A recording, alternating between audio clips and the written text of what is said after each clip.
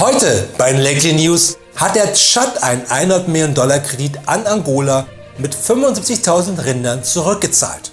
Eigentlich war zuerst geplant gewesen, den Kredit mit 50.000 Jungfrauen zurückzuzahlen, aber es war einfacher, Rinder zu überzeugen, nach Angola zu gehen, als Jungfrauen sich als Jungfrauen zu outen. Diese Art der Rückzahlung hat die Bundesregierung hellhörig werden lassen, denn im Bundestag gäbe es genügend Rindviecher für ungefähr 800 Millionen und in der FDP Jungfrauen für 15 Milliarden. Noch mehr gleich bei den News.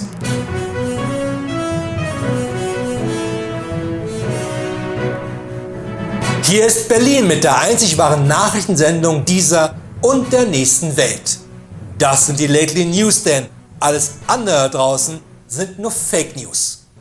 Natürlich auch heute Abend wieder mit mir, Florian Streletz, bekannt aus unzähligen Werbevideos für Treppenlifte. Denn nur weil ich nicht alt bin, heißt das noch lange nicht, dass ich nicht sofort zum Laufen bin. Außerdem, falls du glaubst, genauso cool zu sein wie ich, dann hau mit der Faust auf den Abo-Button und die Glocke, denn nur so haben wir die Chance, die RTL 2 Nachrichten auch quotentechnisch weiter abzuhängen. Deshalb fangen wir an mit den Nachrichten aus Berlin. Normalerweise ist Post von der Staatsanwaltschaft nie ein gutes Zeichen. So kann das bedeuten, dass man beim Falschparken inmitten des Supermarktes überführt wurde.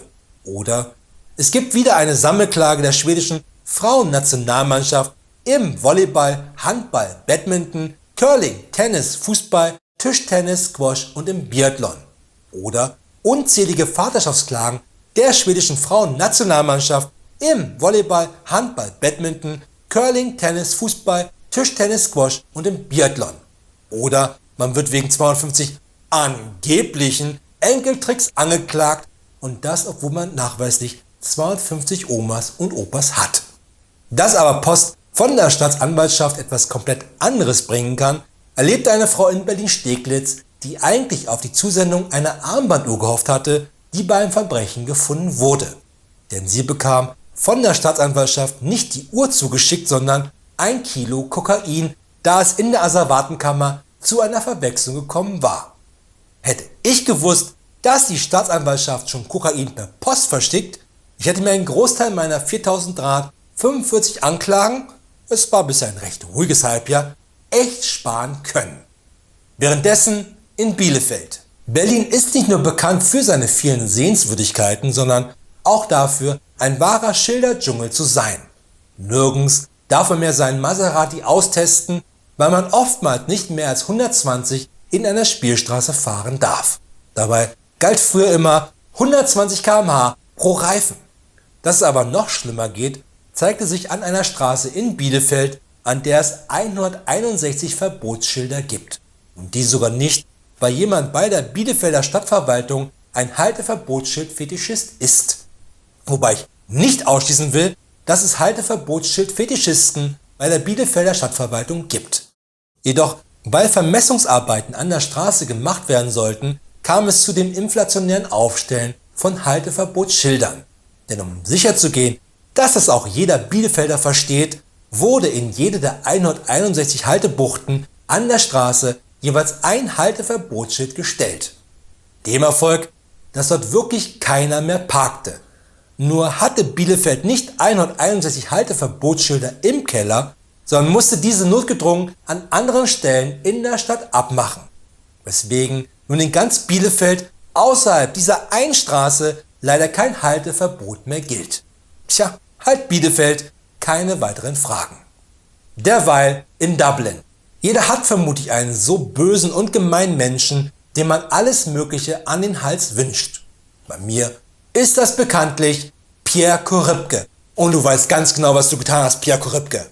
Aber natürlich würde ich niemals Pierre Korybke erschießen, erstechen, dreiteilen, erschlagen von einem herunterfallenden Klavier, ertrinken in den Weiten des Pazifischen Ozeans oder gar zwingen, alle Teile der Fast and Furious Filme zu lieben, so wie jeder vernünftige Mensch das macht, Pierre. Also nicht das, was 3 Männer in Dublin glaubten gesehen zu haben und deswegen die Polizei riefen. Denn sie sahen einen Mann durch ein Fenster, der eine leblose Person mit einer Plastiktüte über den Kopf in einem Einkaufswagen in ein leerstehendes Gebäude schob. Die erschienene Polizei nahm den Mann natürlich sofort fest. Zum Glück stellte sich heraus, dass der Mann nur eine Schaufensterpuppe transportiert hatte, um diese zu verstauen. Also entließen die Polizei wieder. Komisch nur, dass keiner den Mann gefragt hatte, warum er vor dem Verstauen mit der Schaufensterpuppe getanzt und ein romantisches Dinner hatte. Noch zum Abschluss, das Fake News Medium der Woche ist dieses Mal eindeutig das Coupé Magazin. Es hat sich gezeigt, dass das Failing Coupé Magazin nur vollgestopft ist mit Fake News. Da langsam Sommer wird, ist mir die Klimaanlage in meinem Hammer doch zu laut. Ich kann ihn mittlerweile sogar schon 2 Straßen weiter hören, wenn ich meinen Hammer über Nacht laufen lasse. Natürlich nicht in meine Einfahrt, sondern in der von Günther Jauch 2 Straßen weiter. Denn ich brauche ja meinen Schlaf. Also schaute ich mich nach einem neuen Auto um. Einem Auto, wo ich den Wind in meinen langen Dauerwellenhaaren spüren kann, wenn ich in der Rettungsgasse auf der Berliner Autobahn an allen lachend vorbeifahre. Und so ein Auto kann natürlich nur ein Coupé sein. Zufällig fand ich das neue Coupé-Magazin im Kofferraum des Autos von Günther Jauch. Na, zum Glück hatte ich vorher in den Kofferraum geguckt, bevor ich ihn da geknebelt reingelegt habe. Dementsprechend fahre ich jetzt mit offenem Haar in einem echten Coupé durch die Stadt. Nur der Platz im Kofferraum war echt knapp, aber wozu gibt es Knochensägen? Deshalb sei nicht gewarnt, Coupé-Magazin, die dunkelgrüne Lately Fake News Karte an dich und sitzt ab sofort neben mir in meinem Coupé. Das waren die Lately News. Wir sehen uns wieder am Montag. Und nicht vergessen, alles andere da draußen sind nur Fake News.